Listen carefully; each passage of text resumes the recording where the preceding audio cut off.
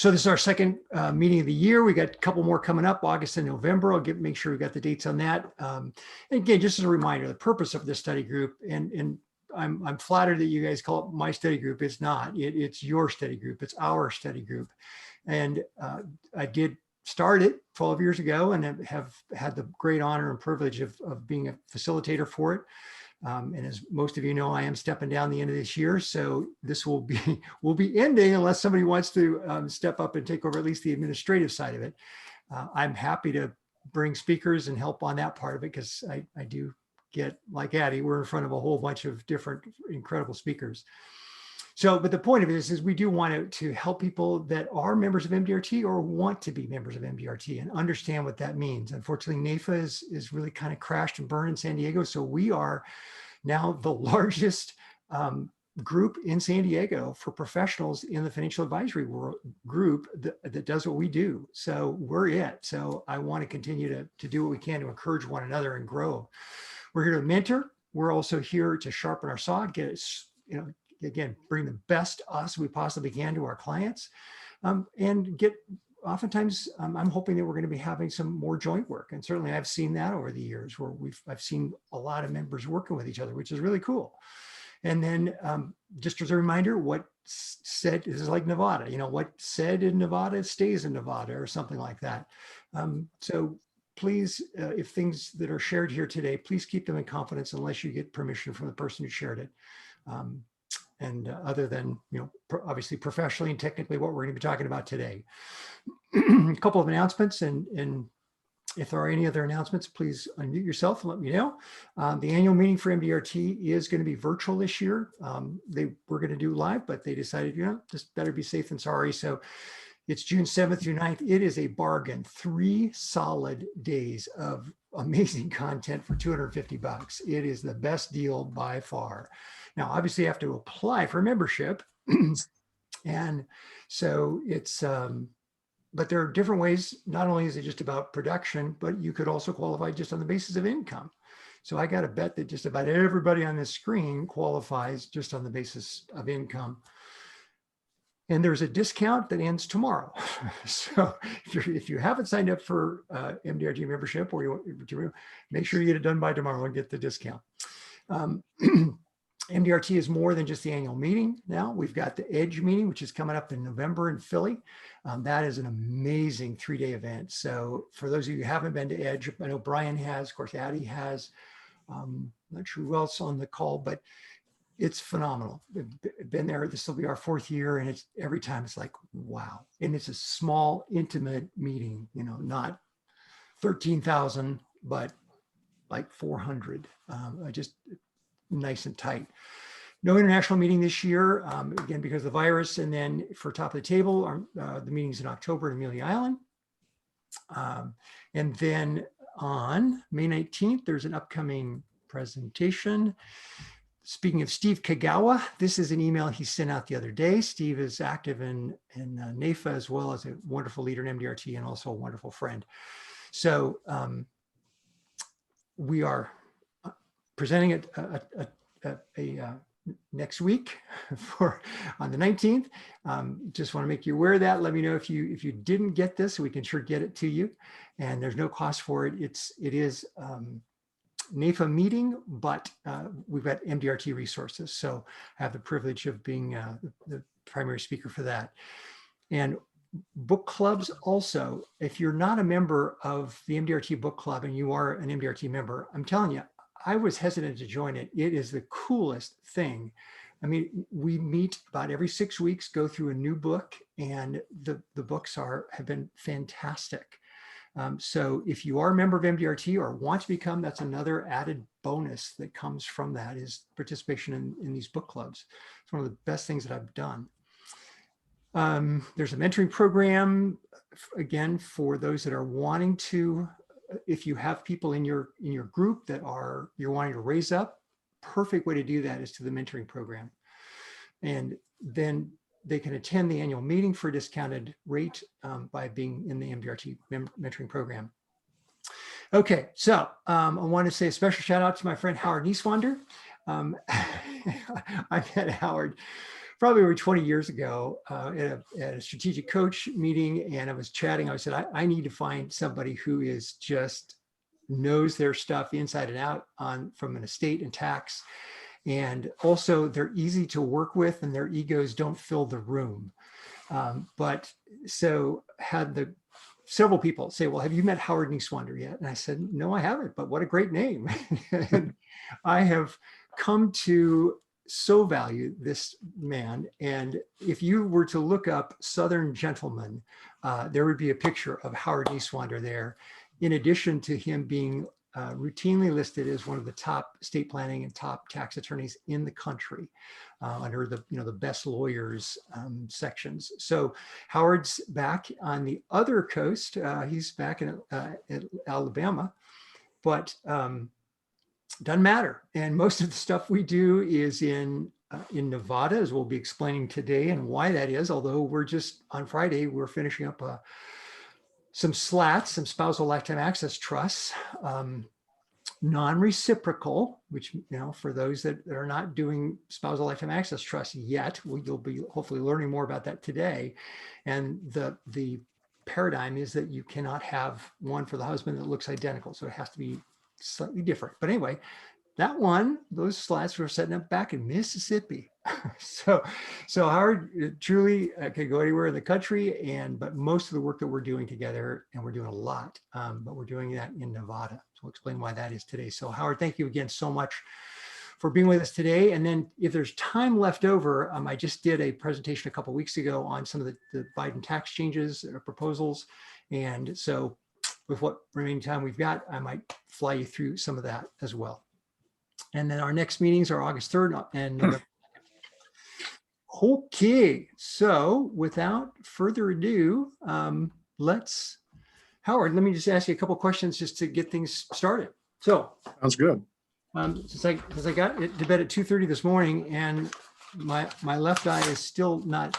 So by the way, gang, I just had surgery on this eye. So if I look like I'm staring at you funny, I'm not. I'm just trying to see. So show me some love, show me some grace. So Howard, where do things currently stand as regards some of the proposals from the White House? I mean, I know there have been significant ones, and of course, our good friend Senator Bernie Sanders has also thrown his 2 bits in as well in terms of the estate tax exemption, $3.5 million, $5 million, kind of where you see things going. What are the big ones? Well, RJ, I think what we can all pretty much surmise is they're just throwing stuff up on the wall to see what might stick. And I think they're trying to put some things out there that, quite frankly, are more scare tactics than anything else. Mm-hmm. We all have to realize that they've got a razor thin majority in the Senate. Joe Mnuchin is probably out of West Virginia, the most powerful senator right now. Yes, and what we really think at the end of the day is that they're going to pick up some low-lying fruit. And the biggest low-lying fruit is rolling back the exemption amount. Mm-hmm. Right now, 11.7 is just not sustainable. It's going to roll back in January of 2026 anyway. And so we feel like that's really going to be their big win, that they can go back to all of their constituency and say, we're attacking the rich.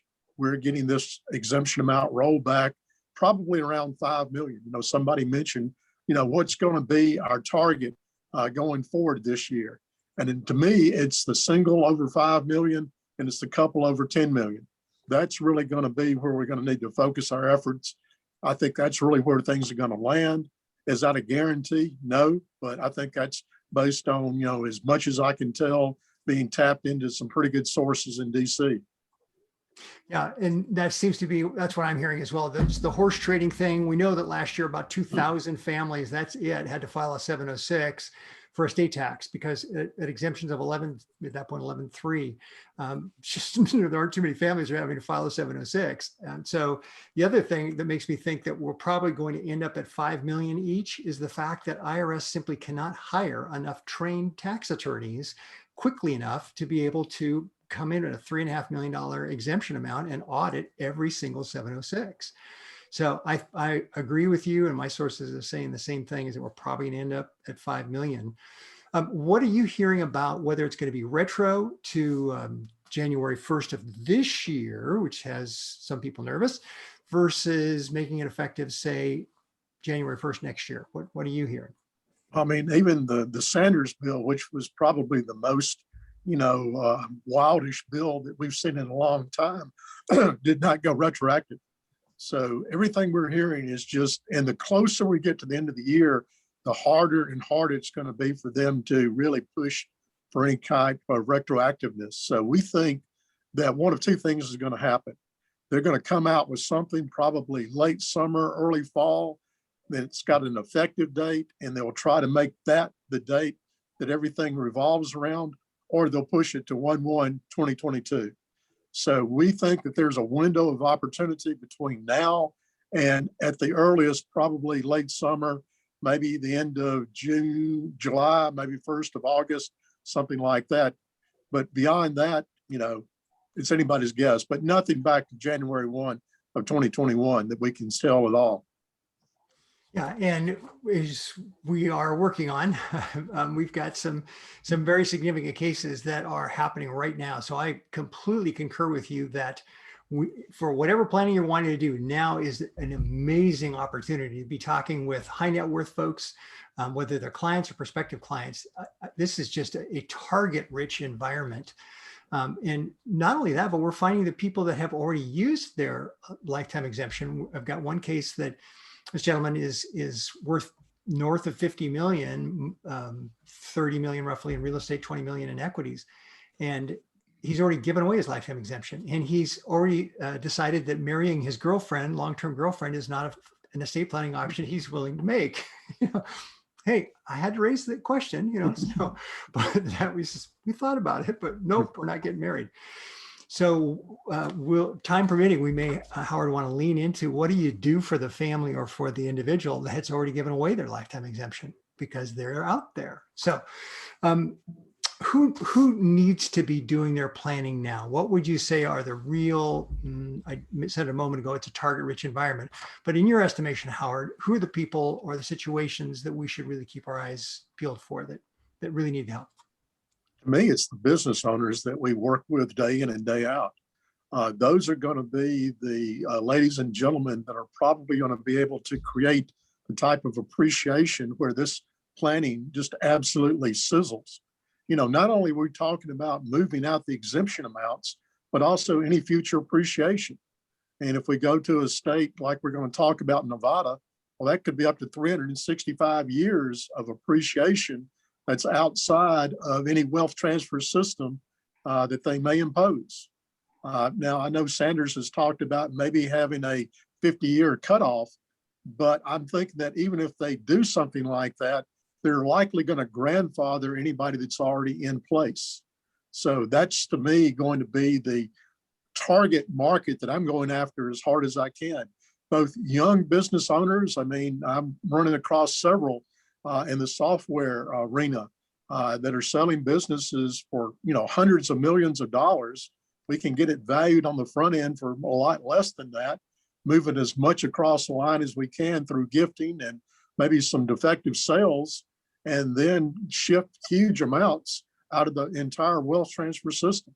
So to me, I think that's going to be the low-lying fruit that we'll all be busy trying to work with over the next several months.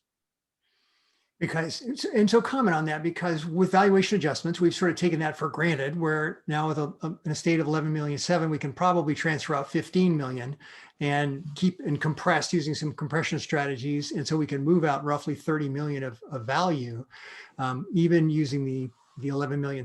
But what are you hearing about the elimination of compression strategies or valuation adjustments that we've used, minority interest, lack of marketability, and so forth? Well, again, the Sanders bill does away with all of that in the family context, which I think is completely against, economic, provisions. In reality, you can't sell it for 100 cents on the dollar if it's a minority interest, even if it's a lack of marketability interest. Nobody's going to pay you full value for it. But again, they're just trying to throw a lot of stuff out there to see what might stick. And again, I think now is the opportune time to take advantage of it, because again, we're seeing on the low end 25, maybe 30%, up to as much as 40 to 45% valuation discounts. And if you can go ahead and lock those in and both use your exemptions and again, maybe do some sales. I mean, now would be an opportune time to do sales because the interest rates are so low. Even if you stretch it out over a 15 or 20-year term, lock it in for that length of time, it's like 2.18%, which I don't think we're going to see going forward for many, many years in the future. So it's a perfect storm, quite frankly. And we really are not doing our clients justice if we're not really pushing them into doing something. A lot of people like to procrastinate, and it's almost like pulling teeth to get them to act.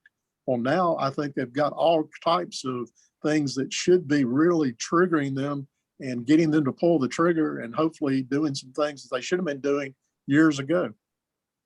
So great points, as usual.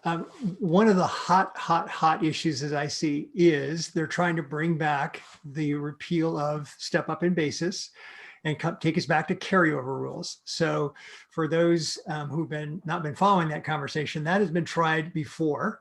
And it's certainly being done in some other countries like Canada and some other countries where they don't have a federal estate tax, they have capital gains tax on an asset.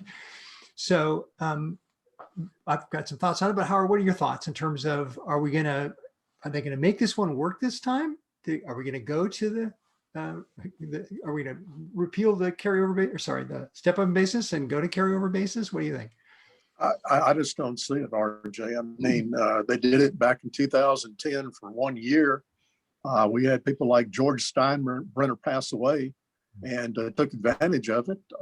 But in those days, it was strictly just a carryover. They weren't talking about the Canadian system where it's actually taxing those capital gains at death, which is just another form of an estate tax. So it really makes no sense because the exemptions that they're serving up are so low that it's going to affect, the typical mom and pop, out there, maybe with a small family business, or maybe, John and Jane Doe with a retirement plan and a house in San Diego, which obviously is, multi-millions of dollars these days. So I just don't think they're going to be able to make it fly because, again, people are so bad at keeping records about, what they purchased something for. And that's the key right there, because if you can't prove it in a carryover basis scenario, you start off with zero. Yeah. I mean, which is insane. So I just, again, don't think that they've got enough traction to be able to get anything like that, because that really, changes the whole system upside down. That's a whole 180-degree turn of what we've been doing for now on almost 100 years. Or can I ask a question on that, RJ? Yeah, you bet. I've heard two versions on this, Howard.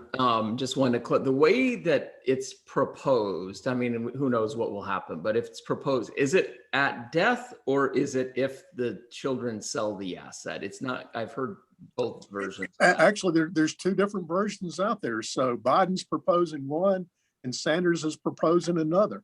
I think in Sanders, I think it's actually carryover basis. I don't think it's actually hitting at death. I think it's basically when the children in your example sell it after death. But I think in Biden, he's talking the Canadian system where if you die and you've got appreciated assets, then boom, all those appreciated assets get taxed as if you had a deemed sale, and you basically have to come up with the funds at that point. So two completely different systems, and it's just, again, causing huge amounts of confusion out there. Got it. Thank you. It's a quasi estate tax again. And of course, then one of the other things is the exemption amounts. So that right now we are anything above the 11,700,000 is subject to a 40% estate tax. But under the proposal, again, it would be 3.5 million to 10 million would be at the 40, but then ultimately that rate is proposed to go up as much as, I thought it was like 55 or 60% on excess. And of course, one of the other proposals is that for those making 400,000 of income or more, they would no longer have the lower federal capital gains tax at 20% maximum. It would be at the 39.6% tax rate.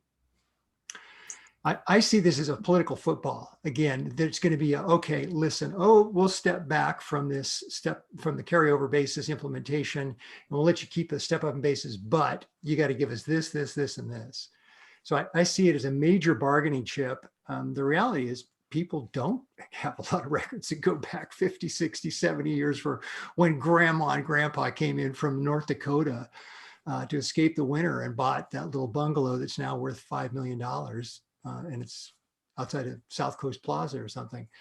So, you know, it's going to be a challenge. Now, in the future, I think we're probably going to lose that challenge as microchip technology really does track everything in terms of property values. But for right now, I'd say that to me, that's kind of a safe one, but I see it as a bargaining chip. And then I wonder, well, what are we going to have to give up in order to keep the increased the step up in basis rules that we have today? What any other questions from the floor before we go in and start looking at some more things? Because we're going to talk. I'm going to pull up an outline here from Howard.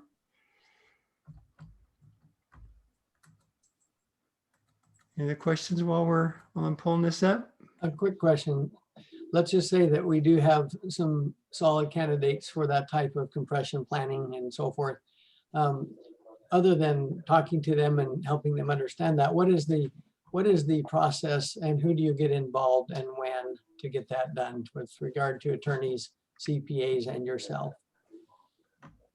You know, I would suggest that now is going to be the time to go ahead and get this started. It's usually a 3 to 6 month process that we have to go through. So time is starting to run out. And unfortunately, what a lot of us are finding is a lack of bandwidth. I mean, there's going to become a point here in the not so distant future that most people in my world that do this on a daily basis are going to have to say, I just can't physically take on anymore. I mean, I'm literally working 7 days a week, 10, 12 hours a day, and still can't get it all done. So, but yeah, I mean, you need a good CPA on your team. You have to find a valuation expert. Obviously, you guys are a lot of the, gatekeepers, the people that, help with relationships, get things done. And we work it as a team, and we do it on a very collaborative basis, as RJ will tell you. I mean, we're all in this together, all pulling in the same direction. But I think the thing that we're all going to have to be concerned about is, can we get to everybody? And so the sooner you get in and get you a spot, set aside, I think the better your client's going to be. Mm-hmm. I have since started changing my voice, and I put a hood over my face when I call it, Senor Neiswender, I need to get your help on it. Just because his wife, I'm just showing up way too often. So you definitely need bench strength, but I'm just going to toot my friend's horn here. Howard has just been amazingly available and accessible to me, and I tend to work kind of crazy hours, and I'll send an email like this morning, 2:30, and boom, I'll have a response back from Howard, not very long later. So anyway, it's great to have that kind of responsiveness and someone who really values and appreciates our world. Again, most of you know I have a practice that's beyond just insurance, but it's so wonderful to find teammates out there, CPAs, top tax and estate planning attorneys that very much value the importance of life insurance, and professionals like us, and that we are welcomed to the table. How many of you besides me have had situations where you feel like you're a third-class citizen at the estate planning table, or unless the idea came from the attorney, it's not a good idea. I've had that happen plenty of times. So to find folks that truly are focused on the client and how do we serve our clients best is just so refreshing. So Howard, let's talk a little bit about slats. Some, obviously from our conversation, some of the folks here are doing them already, but walk us through that. What is a spousal lifetime access trust, and why would we use it? Be more than happy to, RJ. It's really a fairly simple concept. I mean, if you've been around estate planning at all for any length of time, you have typically been associated and I guess exposed to the family trust or the B trust or, the exemption trust, or however you want to phrase it. At a client's death, you would typically fund that up to the exemption amount for the benefit of the surviving spouse and children and perhaps grandchildren. Well, this is really no different. I mean, this is just taking advantage of the exemption during lifetime rather than waiting until death for two reasons. Number one, we don't know what the exemption is going to be at death for all the reasons we just discussed. And two, we can go ahead and get that future appreciation out of the estate by doing it now versus waiting. I mean, the saddest thing that I see is where people come into my office in their 80s, sometimes even later than that, and decide, okay, I'm going to do my planning. And they've got years and years of built up appreciation that there's really not much you can do with. So if you start this sooner rather than later, you can really have a huge impact on a family's ability to preserve their wealth for multiple generations. So basically what it is entailing is I create a trust for my spouse, and I try to fund that with as much of my exemption amount, my 11.7, as I possibly can. And if I'm talking about hard to value assets like closely held businesses or real estate or anything else that can't, literally be valued by picking up the Wall Street Journal and looking up the stock in the journal to see what that daily price is, there's likely going to be some valuation discounts that can be applied for lack of marketability, minority interest, things like that can leverage my exemption amount by as much as 25 to 40%, as we've talked about. Now, what some people will say is that, okay, I can set up one for my spouse, but if my spouse tries to set up one for me, well, that's too risky because of what you mentioned a little while ago, RJ, was the reciprocal trust rule. And that's just the rule that says if the two trusts, one I create for my spouse and one she creates for me, are too close in identity, if they result in basically us getting the same types of benefits, well, then that's going to pull it into our estates. And we've done all this for naught. Nothing's really going to move. We're going to pull everything into the estate. And so it doesn't really move the needle one bit. Well, some people take that approach, but I also feel that most of our clients are not going to be in a situation where they're going to be real, happy with not having some type of equality here. If I'm setting up an $11.7 million trust for you, I expect for you to at least put something in trust for me. So vast majority of the cases I'm working on, we are designing the trust in different ways so that maybe the trust I set up for my spouse includes our children during my spouse's lifetime. Maybe it's a discretionary trust. Maybe it's got all kinds of bells and whistles about, special lifetime powers of appointment. Maybe it's got a trust protector. Maybe it's got, all, different trustees than the trust my spouse sets up for me. And then on the one that my spouse sets up for me, maybe it's a mandatory income, a discretionary principle just for my lifetime. So again, I think there's some ways that we can create some differences. Now, why would we want to do this outside of the good old state of California? Well, unfortunately, California does not allow for what we call self-settled creditor protected trusts. So in California, I can't set up a trust for myself and create any asset protection benefits. Neither can I set up one neither can my spouse set up one and I can contribute assets to it. So in California, we're very limited in terms of what we can actually do from a planning standpoint. But if we simply go across state lines into Nevada, well, then we can create slats all day long. And even though they are not reciprocal, we feel like that we get a better shot at it because of the asset protection features that Nevada creates. Because again, keep in mind that if the IRS were to rule in California with a California trust, that somehow I made a contribution to that trust for the benefit of my spouse during lifetime, if my spouse made a contribution to that trust herself, then that's going to get pulled into her estate. But even more importantly, if my spouse dies and I would like to have those assets in the trust I created for her fold back into the trust she created for me, be maybe a power of appointment, that could be looked at as a self-settled situation.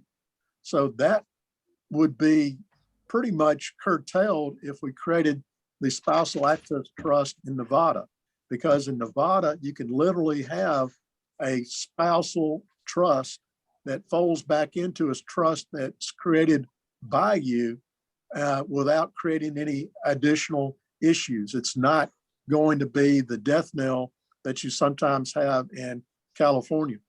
So again, it's really a situation where you can go ahead and do it in California, done it a lot of times in California. You can make these non-reciprocal slats work, but you have to be very careful with your drafting.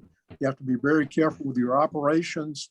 And if you can convince them to move across the line, it's a lot better, it's a lot less risky, and you achieve a lot more benefits, plus the 365-year rule against perpetuities by simply just having it inside of Nevada slats, which I think are very important and very helpful. Gang, I use that a lot. So when in our process, what we call our critical actions roadmap process, we're picking up the client's trust. We're picking up all of their estate planning documents. And prior to having an in-house attorney, I would review it. But now the last 10 years, I've had my own in-house attorney. So he does it. So Brian does it. But what I'm looking for are it doesn't take much. You learn to look for certain key things in the trust document to find those points where people get, you can kind of jab them. The reality is, because we live in California, most of the people we're going to be working with have California trusts. And that means that, again, depends on whether they've got grandchildren or not, but it means that that trust is probably only going to last 80 to 100 years. And I say that. I tell them, look, one of the biggest issues we've got here is this trust is only going to last 80 to 100 years. And not only that, but your attorney, and again, I'm not here to criticize your attorney. I'm happy to work with them or her. But were you aware that your trust is set up in such a way that at age 30, your kids get everything? Or I've seen trusts where at age 21, kids, yippee, mom, dad did, and here comes a couple $1 million. I mean, I had a fraternity brother at 19 who was worth over $1 million. He was a kleptomaniac. We actually had to kick him out of the fraternity because there was just something not right with Tony. I mean, he had too much wealth at too young an age. Give you another example. I'm speaking tomorrow for a business group, and put this in I thought, I should put that into the presentation so it's fresh on my mind. This was a guy that when I first got hired, we got hired to review the trust document and their investments. The first guy I've ever met had $10 million in an IRA. Now, some of you who are IRA specialists, you've probably seen more than that, but to me, that's the biggest one I've ever seen. But, and at that time, there were issues about having money in IRAs versus in qualified plans. But one of the things that struck me very quickly as I was reviewing this trust document, he was worth 165 million. He was an international developer. He had 3 kids in their mid 20s to late 20s, not coming into the business. They each had their own trusts worth $20 million at that point. And I know the estate planning attorney is one of the top. I mean, he's a friend of mine. He's one of the top in the country. I mean, he's really good, but he had these trusts set up that at ages 45, 50, and 55, because again, it's a California trust, so it could not last forever. It could not last for 365 years like Nevada or unlimited like in South Dakota. So given the fact that the father's a developer and he's just making money hand over fist, it was estimated that the trusts were going to be worth $75 to $85 million for each one of these kids when they turn 45. And now all of a sudden, money comes out, no longer protected against creditors. Now it's in the federal estate tax system again. It didn't have to be. Now it's subject to divorce. So trust me, you can disturb very quickly a prospective client for you by just simply getting familiar with a couple of key things looking in the trust, looking for when the points of distribution are. And the fact if it's a California trust at all, they're missing a very important individual on the team. Howard mentioned it a minute ago. Do you remember what that one was? Because you won't find it in a California trust. I've been looking for years. I have yet to find it. You know what the term was he used?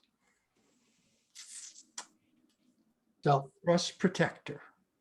Trust protector. Howard, what in the world is a trust protector, and how is that different than a trustee? And what does that do? Why would we want to have a trust protector in our documents?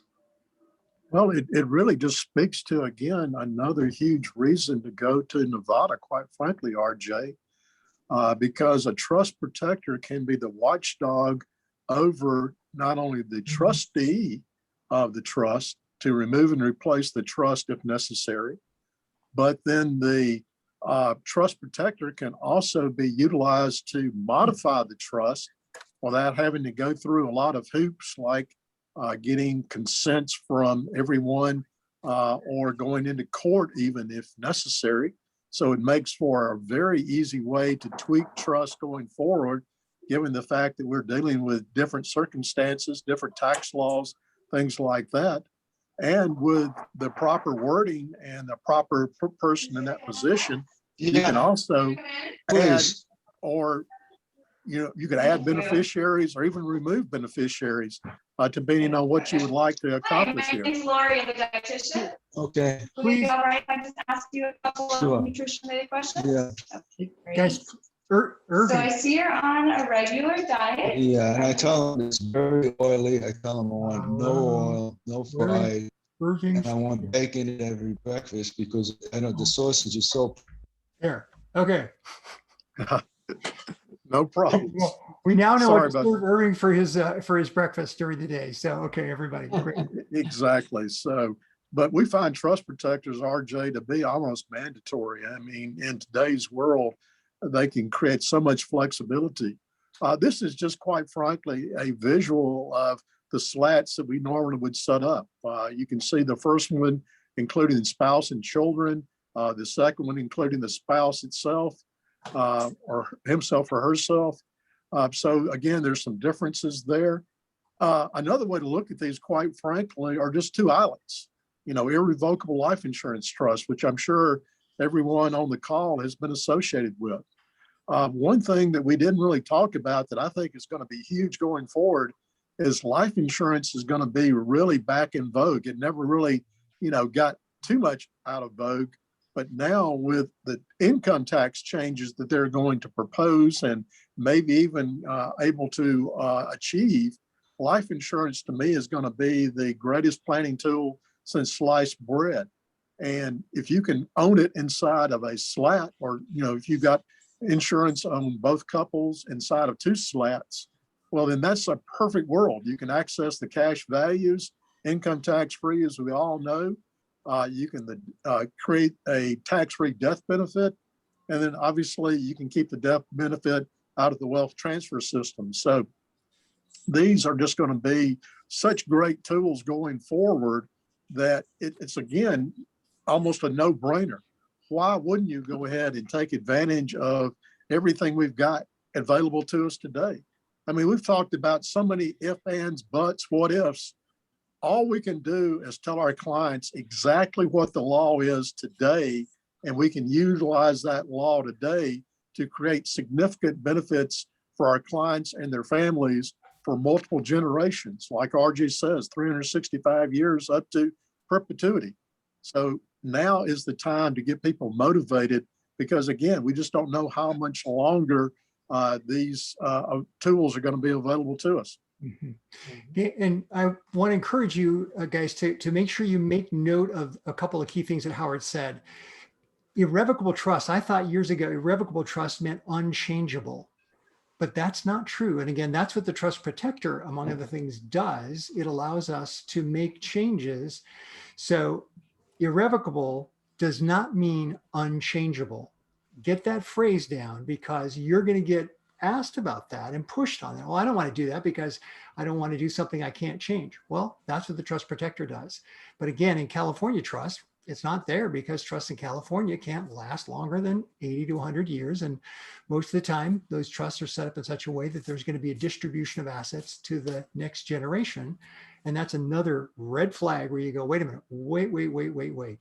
While those assets are in trust, they're free from the claims from divorce and from IRS. Why would you ever want to bring it back into the taxable world or the world where they can be accessed? Howard, what's the difference? Nevada has a statute of limitation that's much shorter than some other states. Talk a little bit about that. So if we transfer our assets over into a trust, how long do we have to wait before it's off the radar screen? They have a 2-year statute of limitations on what we call fraudulent transfers. So your creditors only have 2 years in which to file claims on those transfers before they are cut off in terms of being able to attack those funds.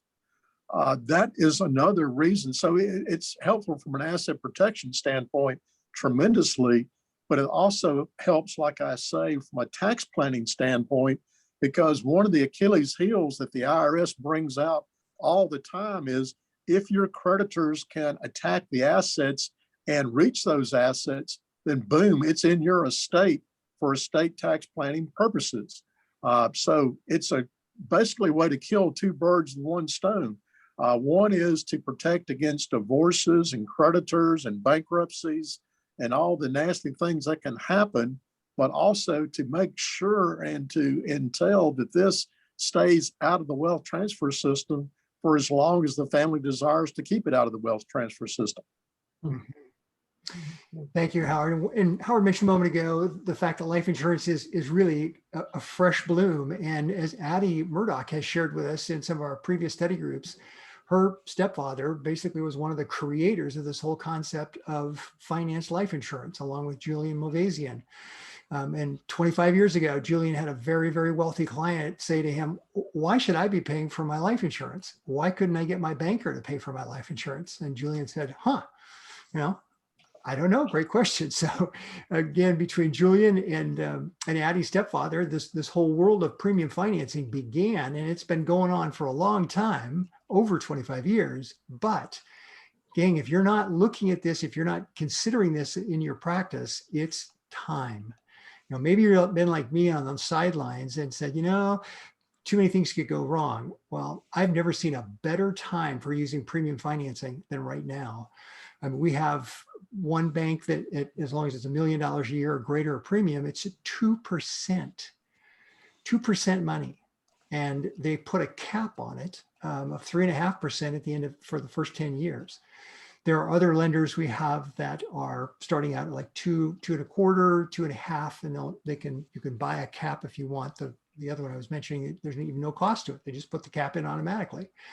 But what that's doing is these lenders, they want to know that their money is going to be protected against creditors, but they also want for the client to know that those millions of dollars that they're building up inside their pot is also going to be exempt from creditors. So they require, in most cases, there be some sort of protection. They either require an LLC.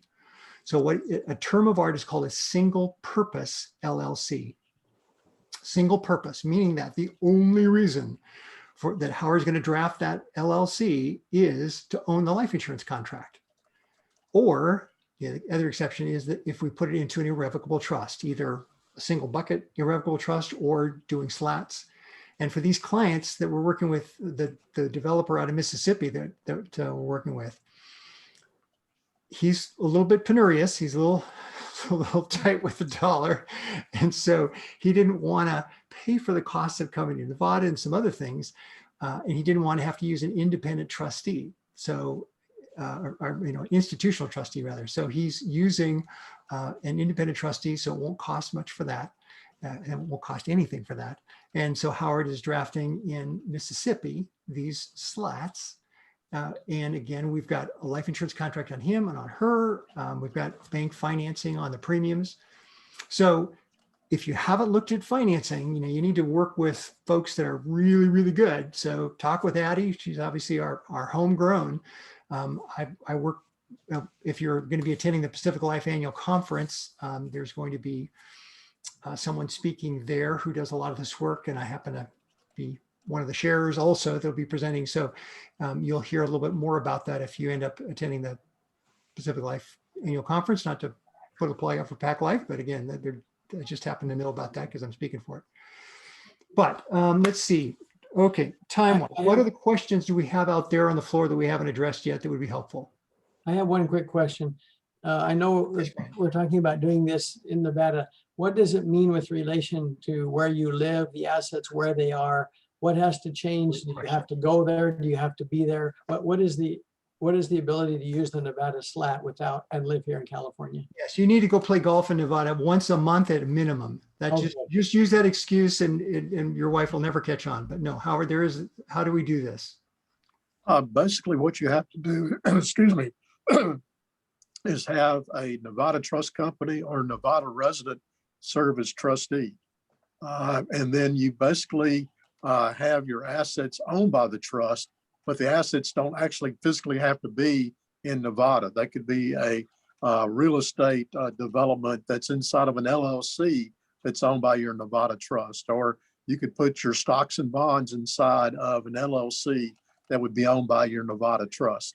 So as long under the state of Nevada laws, as the trust company is doing certain things like making distributions, accepting contributions, filling out tax returns, signing tax returns, making trust statements, that's really all that's necessary to import the law from Nevada to California. So you don't really have to go and, establish residency. You don't have to move your assets to Nevada, anything like that. So You just have to I have trust the agent there, okay, in your behalf. correct. I have a quick question. This is Addie. I've been dealing with this a little bit with some of my existing clients, and a lot of it has a bit more to do with Nevada corporations as opposed to trust. But I'm seeing a lot more activity with the California Franchise Tax Board going after structures in Nevada. I'm way more afraid of them than I am the IRS.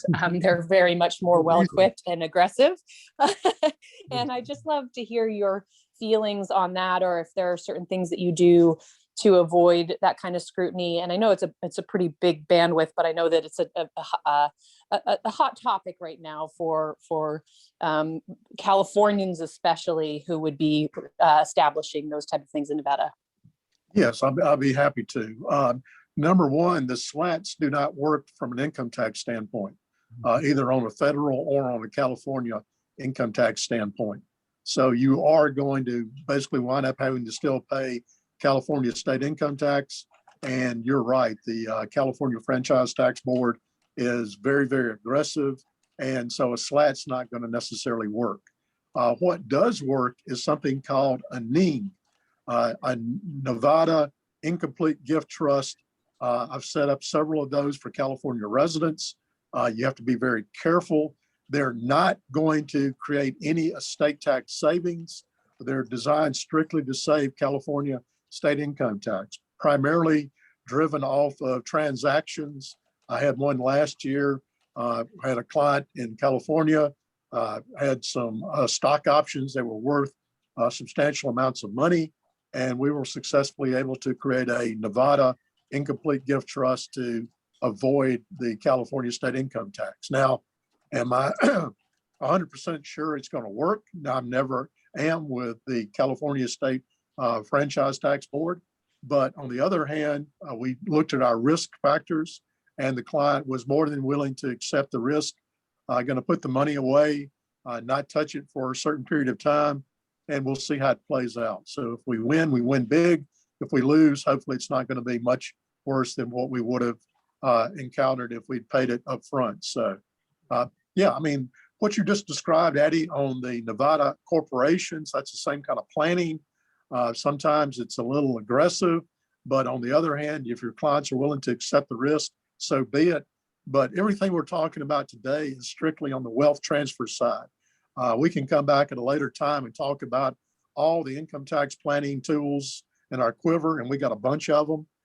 we could apply, but this is not for today. This is strictly wealth transfer planning, and the slats are just not going to unfortunately help on the income tax side. I appreciate that differentiation, and that's good. I mean, that answered my question even better than than of course the way I asked it. So I appreciate it. And I would love to hear more. I mean, I think ultimately I'll probably just get your contact information from RJ, because I would love to refer some people to you, because I do get those questions a lot. A combination of obviously what are the solves for estate planning purposes, and then of course that piggybacks into income tax issues, especially in California. And so I didn't mean to divert us, but I did want to understand the differentiation.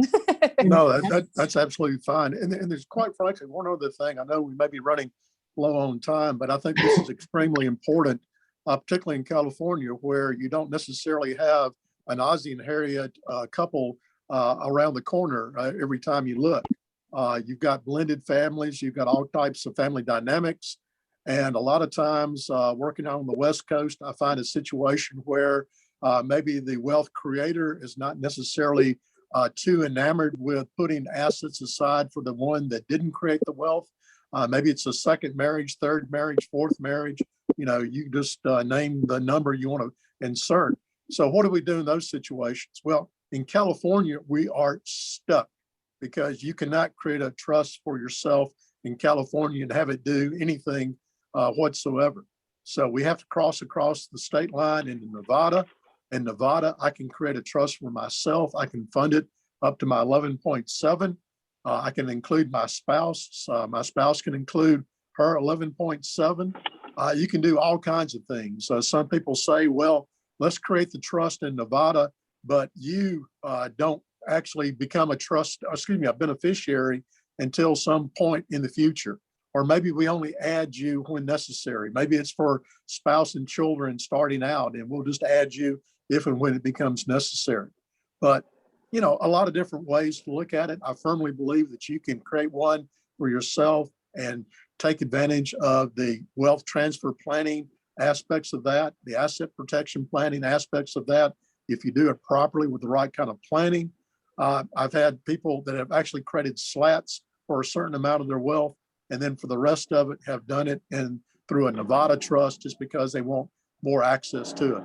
So again, you got different family situations, different family dynamics. You can use a Nevada trust in a lot of different ways, and we're finding that's a great way if you're talking about, particularly a situation where a second or third marriage, or you've got a situation where maybe they don't necessarily want to move everything into a spousal access trust for the spouse. Maybe they want to have access to the whole enchilada, so to speak. And trust me, this is really the kind of stuff where I find it opens up a lot more doors than talking about life insurance or investing their assets. Now, I get there, but this is typically where I'm coming from, is discussing in depth the estate planning, the trust documents, and why they should look at either Nevada or South Dakota. I mean, those are the two competing states at this point. South Dakota, you can set up an estate, or you can set up a trust there and not tell anybody. So there are some advantages to South Dakota, but you can only go see the monuments so many times. And besides that, it's way over on the west side of South Dakota. So seeing the monuments there only once in a lifetime. Fine, go to Nevada, set up your trust there. Nevada Trust Company is one. Of course, we do a lot of work with Dunham Trust Company. That's affiliated with Dunham Mutual Funds. But there are a number of really outstanding, professionally run trust companies there in Nevada that you can work with. And that's how, again, with this kind of stuff, you need to be careful. You need to make sure you're doing step by step by step. So having a trust company like, say, Dunham or Nevada Trust or one of the others will keep you keep your client safe from that conversation with Franchise Tax Board that this is all about just trying to pull assets away. As Howard said, this is not an income tax play in most cases. It's about removing assets from the estate tax system, which, Howard, why would, especially with lenders, when we've got financed insurance, they usually give options of either an LLC single purpose LLC or an irrevocable trust. Which would you recommend and why of those two instruments? Apologies. RJ, the LLC doesn't work at all because of the fact that, number one, it has no wealth transfer planning aspects to it whatsoever. And number two, it basically does not do anything from a standpoint of getting funds out. I mean, even if my funds are protected inside of an LLC, I can't get the funds out as a member without having those funds attached. Even with a charging order, those funds are basically gone. So with a trust, I get the wealth transfer benefits, and I get the ability to have my trustee pay my bills directly without having to go through and having these assets attacked by creditors. So it's really almost a no-brainer. An LLC is kind of the one that people just maybe gravitate towards because they think it's a simple approach. It's inexpensive. We'll just get it done, but it provides really no benefits. You might as well be shooting yourself in the foot through an LLC. I mean, the trust is by far the best way to go. And like you, I've been doing premium financing since the early 2000s. In fact, I probably did one of the first cases in Texas back in around 2003 that they'd ever seen. So it's a great tool. It's a great way to do it, but you always want to do it inside of a trust just because that's where you're going to get the most bang for your buck. And again, shout out to my friend Howard. We sent over a specimen trust document to a trust company on a leveraged insurance case, and the person who's the head of the trust company, himself is an attorney, sent me back an email and says, "That's the finest trust document I have ever seen written." So that's quite a compliment coming from her. She's pretty tough, and the fact that she's an attorney herself. So, I think this is probably where we're going to get the most benefit for the members of the group. So I'm not afraid to just deep six the other presentation and just kind of lean into more questions that folks might have. Anything else that would be helpful? Or anything you want to walk through on this chart for us, Howard, that we haven't talked about so far? I have a quick question on this, the trust protector versus, on our typical slat, we would have maybe the husband, and I'm talking about a California one, it'd be the trustee on the wife's and vice versa, assuming they're, non-reciprocal. But with the Nevada, and if we use Dunham, let's say, who can be the trust protector? If we do a slat, I'm trying to understand the differential between the trust protector and the trustee, and can the husband be the trust protector, Dunham be the trustee on a slat for the wife, or vice versa? Typically not, Scott. What you really want in a trust protector is someone that's independent. Okay. So we always tell people it can be like a business associate, like a close family friend, an advisor, someone like yourself, or an accountant or an attorney, or even an in-law that's not related by blood or marriage to them. So, that's kind of the one that you want. And the differences really are trying to figure out, who's going to watchdog the trustee. If the trustee has all the power, you need someone watchdogging the trustee to make sure that they're doing what they need to be doing. And that's where the trust protector can come in. But also, as RJ was saying, the flexibility, being able to amend the document without having to jump through all the hoops.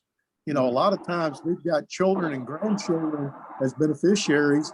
We got to go out and track down all the children all over the country. We got minor grandchildren. How are they going to be able to consent? All these kinds of issues. Whereas if you have a trust protector, that's one person that can pretty much do it and be done with it. So one and done. Makes sense. Thank you. Yep. And so, Scott, the way I describe it to people is I say the trustee is like the cop. They're like the traffic cop. They don't get to make the rules. They get to enforce the rules. But the trust protector, they get to help to change the rules. Yeah.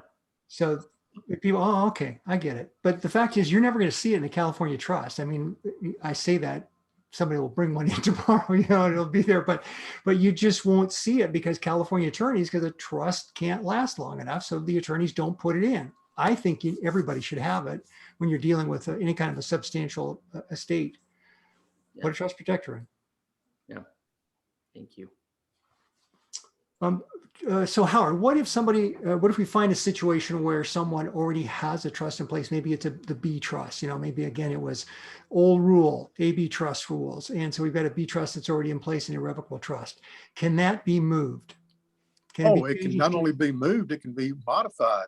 So that was a nice slow pitch that you served up there, RJ. I appreciate that one. That was a nice one. That's why I get paid. Number one, you can always move it to Nevada because Nevada is welcoming arms, and South Dakota. I mean, again, these two are kind of the 1 and 2, if you would, of trust jurisdictions. But not only can you move it, you can also do what we call decanting, which is move it from an old trust to a brand new spiffy chassis, new trust that's got all the bells and whistles, all the right beneficiaries, all the right kind of things that you want in it. I mean, I've done that multiple times where, we've got an old trust and we've got a beneficiary that is an absolute pain in our rear. We just move it to Nevada and we decant it into a brand new trust that, oh, by the way, leaves that beneficiary in the dust. And we just march on down the road. We don't have to notify the beneficiary, don't have to get the beneficiary's consent. We just basically eliminate him or her and move on. And that has solved a lot of family dynamics in multiple situations, I can assure you. Howard, what do you say to the person who says, Howard, I don't want to rule from the grave. I want to just die and leave a big mess. And, maybe they're not say that so much, but, I don't want to rule from the grave. How do you respond to that? And what kind of mechanisms can you put in the trust that will allow for the children or grandchildren to pull the ripcord? If they want out, that they can get out. Can that be done? And that can absolutely be done. Now, the person that you're talking about is typically the same person that will spend $2 to save, $1 in taxes. I mean, they just can't stand paying income taxes, but they want to leave their estate in a mess like that. And that's just, obviously not good planning any way you look at it. But yes, I mean, you never put anyone in a situation where they can't get out from under this scenario. So again, the trust protector always, at least in my documents, has the ability to dissolve a trust at any point in time that we want to, or to relocate the trust back to California or any other state that a child might be residing in, or a grandchild, or even move it internationally if that's what we decide to do. So you're not really ruling beyond the grave, because the biggest thing we create in these documents is flexibility. I mean, none of us has a crystal ball. None of us can predict what the future is going to hold. And these are going to last for hundreds of years. So we would be idiots not to create as much flexibility as humanly possible. And that's what we do through trust protectors, investment advisors, distribution committees, all the kinds of bells and whistles that we're talking about that creates the kind of flexibility that allows us to adapt to whatever circumstances we might be facing, not only now, but 50 years from now. Study group members, that's one of the things you want to look for as well in these trust documents, is because again, typically the kids get named to where at a certain age, they can become the trustee of their own trust. Well, once that happens, in most cases, they've now all of a sudden lost their creditor protection. They've lost their divorce proofing, and they've made their assets subject to IRS. Recognize that, of course, either the trust or the kids are going to pay taxes on the earnings. So we're not, this is not an income tax play, but from an estate tax, we want to keep that money out of the system for as long as we can. I mean, Wyoming's 1,000 years, but there's a bunch of other reasons why I wouldn't go to Wyoming. But the point I'm getting to is this, is that you'll run into situations where you've got somebody who's a developer. They're all over. They want their kids to have the ability to manage assets. Okay, you can do that, but recognize there's an administrative trustee and then there's an investment trustee.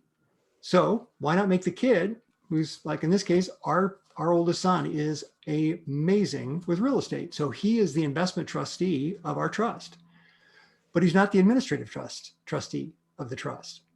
So he has the ability to direct and drive the assets, but it's not going to take away his divorce proof, creditor proof, or IRS proof. Make sense? But look, when you look at these documents, you're going to find it, all day long. All of a sudden, something happens because of what the other attorney has drafted that is now going to take away that creditor protection. There's another point I wanted to bring up. It'll come back to me in a minute, I'm sure. This is Barry Edney. Can I interject a question? And this is for Howard. I'm working on several cases with very wealthy clients who currently are concerned.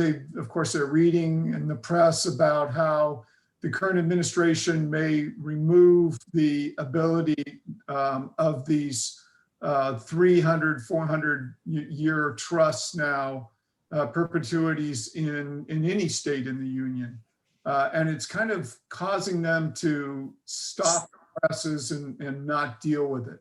Any thoughts about how you're dealing with all these unknowns when you're drafting and spending, thousands, tens of thousands on planning? Yeah, I mean, I think that's unfortunately very short-sighted on their part. I mean, everything that has ever really been done in terms of changes in the tax laws have been perspective only. And that goes back to literally the formation of the income tax and the estate tax. Now, can I be 100% certain that you won't be grandfathered? No, I mean, that would be kind of asinine on my part, but I think the odds are so great that even if they were to do something like that, as long as you are in place when that law is enacted, you should be grandfathered. You should be able to take advantage of the laws that were on the books when you did your planning. I mean, that's been, the philosophy literally since day one. So I'm not concerned at all about, again, a lot of these things are scare tactics to get people not to do just exactly what you just described. They're scaring people off, and hopefully they won't do anything until this law maybe does pass, and then they're stuck, So I'm not slowing down a bit. My clients aren't slowing down a bit, and we're going to go ahead and push through. And what's the worst case? I mean, yeah, 50 years. Well, we would have been at 50 years anyway, but we can capture a huge upside if we get grandfathered. And that's where most of my clients are more than willing to try to get to. And Yeah, Barry, I'm that's my 100% with perspective. what Howard said. It is a scare tactic. And again, the other part of it too is that we can always go to Nevis or Cook Islands or an international jurisdiction, depending on the size of the estate. And there it's a 2-year statute of limitations. Go to one of the IRS approved sanctuary countries. So if they push too hard, guess what? There's going to be a whole lot more money even leaving the country than there is now. What were you starting to say? That's been my position, and I sometimes it's just an excuse to do nothing from the client's perspective. But unfortunately, there's been some stuff in the press about making this retroactive to the 1st of 21 if they even do it this year. Well, it's also been a number of what you're saying it's unconstitutional to do that. So I've read a number of attorneys say, wait a minute, they can't do that because it will be against the Constitution. Hey, but Howard, let's talk about, and as we wrap up here, let's talk about situation where this developer that I mentioned earlier, hey, he's already given away his lifetime exemption. He's worth over 50 million bucks. Yes, he's got $8 million of life insurance, but he's looking at, between the federal estate tax and a bunch of other things, the higher tax, the exemption tax that goes through. I mean, he's probably looking at $22 million of estate tax, and he's got to unlock assets from. So what can we do for clients? We're not going to find a lot of them, but what can we do for clients that have already given away their lifetime exemption? Is there anything else? Well, yeah, just so happens I'm flying to New Orleans tomorrow to talk with a family that's done just exactly that. And so, what can you do? Well, let's think about grats. You can basically have a zeroed out grat. Well, yeah, but grats are on the hit list. So, and for us, because not everybody is working in this grant or retained annuity trust world, and is what zeroed out means. So what's that? Unpack that for us. It means that you can create a grantor retained annuity trust with the proper amount of annuity payments that basically will create a zero gift tax when you create the structure. So I can put $1 million in. It's a 2-year grat. It pays me back $500,000 a year. And so in theory, I haven't created a gift because I haven't given anything away. So it has to grow beyond the $500,000 a year payments to create any benefit. Well, grats are nasty. They're hard to deal with. They require valuations every time you turn around, and you can't do any generational planning. So don't want to do that. What we're talking about tomorrow is basically going ahead and doing what I call a squeeze and freeze. We squeeze down the assets through valuation discounts. In this case, it's a closely held business. We're going to take all types of valuation discounts, and then we're going to freeze it by selling the assets to defective grantor trust and taking back promissory notes.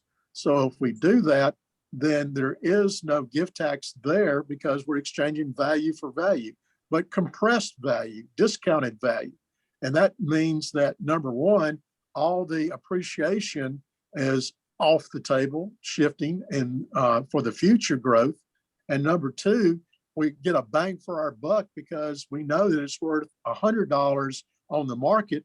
We've discounted it down to $65. So that's $35 of value we can shift immediately. So immediate value shift, future value shift for, again, 365 years, perpetuity, depending on where you want to go.